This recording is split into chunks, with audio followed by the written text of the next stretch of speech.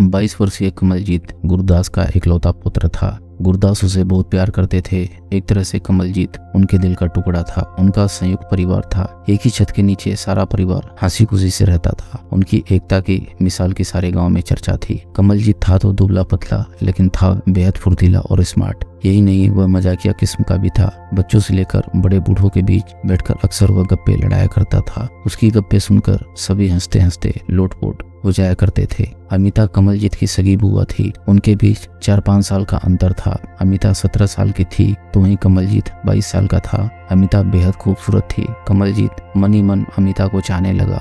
एक दिन की बात है, अमिता आंगन में बैठी अध खुले तन से नहा रही थी। उसने बरामदे के दरवाजे को ऐसे ही भिड़ा दिया था। अक्सर वे ऐसे ही बेपरवाह होकर नहाया करती थी। ये सोचकर उस पर सिटकनी नहीं चढ़ाई थी कि झट से नहाकर उड़ जाएगी। वैसे भी उस वक्त घर के सारे पुरुष बाहर दरवाजे पर बैठे थे।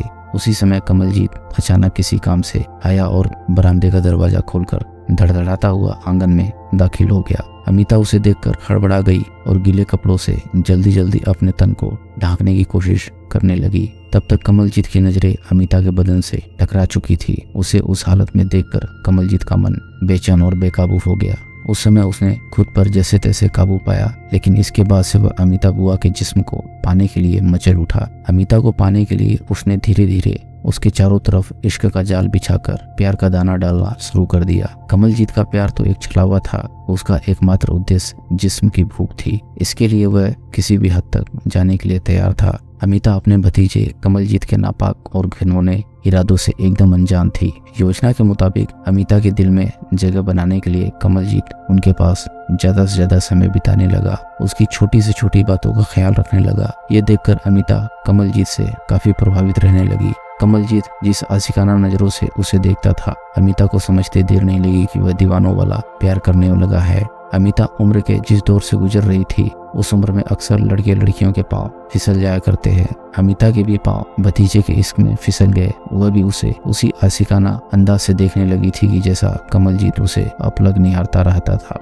धीरे धीरे दोनों में प्यार हो गया और मौका देखकर उन्होंने अपने प्यार का इजहार भी कर दिया। क्योंकि अमिता और कमलजीत एक ही छत के नीचे रहते थे, इसलिए घर के किसी भी सदस्य को उनके नापाक रिश्तों की भनक नहीं लगी और न ही उन पर किसी ने कोई शक किया। उन्हें जो भी बातें करनी होती घर वालों से नजरें बचाकर कर लेते थे। कमलजीत अमिता का पहला प्यार था। वह उसे समुद्र की गहराइयों से भी ज्यादा चाहने लगी थी। प्यार में बंधे दोनों यह तक भूल गए कि उनके बीच रिश्ता क्या है। जब उनके प्यार का राज फांस होगा तो समाज के लोग उनके बारे में क्या सोचेंगे, उनकी कितनी जगहसाई होगी, इसका दोनों को तनिक भी ख्याल नहीं हुआ। कमलजीत के प्यार का जादू अमिता के सिर पर चढ़कर बोल रहा था। उसे कमलजीत के सिवा कुछ नजर नहीं आ रहा था। कमलजीत भी इसी दिन के इंतजार में कब से बेताब बैठा था। अमिता भतीजे के बिछाए इश्क के जाल में अच्छी तरह से फंस चुकी थी। बेहद भोली भाली और सीधी सादी अमिता लोमड़ी से भी अधिक चालाक और सातिर भतीजे कमलजीत के चक्रव्यूह को समझ नहीं पाई और अपनी आबरू लूटा बैठी। प्यार के अंधे कुआं में डूबी अमिता कमलजीत के बाहों में आ गिरी। उनके बीच के सारे फासले, सारे रिश्ते पल भर में सिमट कर रह गए। दोनों एक जिस्मानी रिश्ते में समा गए।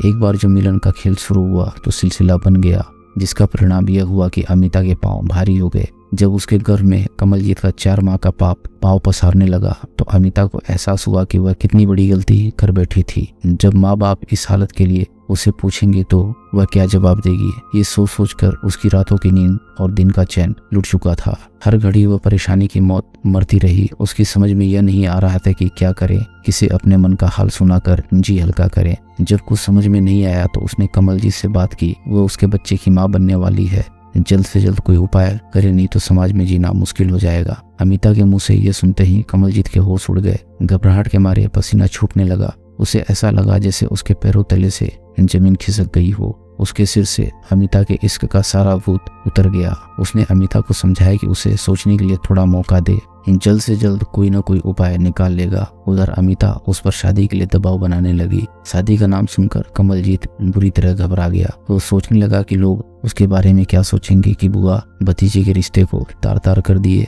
वह कहीं मुंह दिखाने लायक नहीं रहेगा। कमलजीत ने शादी के लिए इनकार करते हुए कहा कि ऐसा नहीं हो सकता, क्योंकि रिश्ते में हम बुआ भतीजे लगते हैं। दुनिया क्या कहेगी, समाज हम पर थूकेगा। इस पर अमिता ने कहा, तुमने उस समय यह बात क्यों नहीं सोची थी कि अब मामला बिगड़ गया तो दुनियादारी याद आ रही है? मैं कुछ नहीं जानती, तुम्हें मुझसे शादी करनी होगी। काफी सोच विचार के बाद कमलजीत ने कहा, मेरे दिमाग में एक आइडिया है। इस मुसीबत से छुटकारा पाने के लिए हम दोनों खुदकुशी कर लेते हैं, तब तो हम पर कोई उंगली नहीं उठाएगा। कमलजीत का यह आइडिया अमिता को पसंद आ गया। इसके बाद दोनों ने सुसाइड करने का मन बना लिया। प्लान के मुताबिक कमलजीत बाजार से एक घातक कीटनाशक दवा खरीद लाया।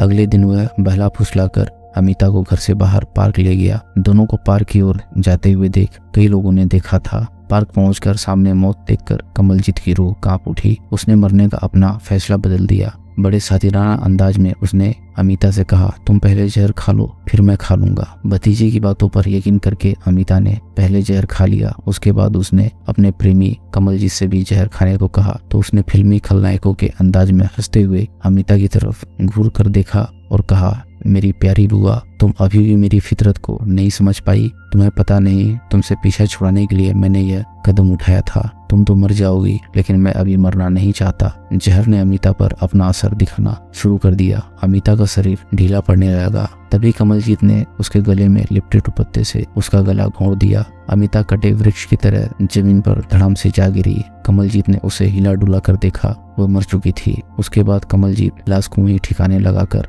इत्मीनान से घर लौट आया। जिस चालाकी और सफाई से कमलजीत ने अपना काम किया था, उसे ऐसा लग रहा था कि पुलिस उस तक नहीं पहुंच पाएगी, लेकिन अपराध कभी छिपता नहीं। आखिरकार अपराधी को उन्हें जेल की सलाखों के पीछे पहुंचना ही होता है। कमलजीत के साथ भी यही हुआ। उससे पूछताछ करने के बाद पुलिस ने उसे न्यायालय में पेश कर जेल भेज दिया। दोस्तों, अगर आपको कहानी पसंद आ रही हो तो वीडियो को लाइक करें और चैनल को सब्सक्राइब करें। हम ऐसी मजेदार कहानियां आपके लिए लाते रहेंगे।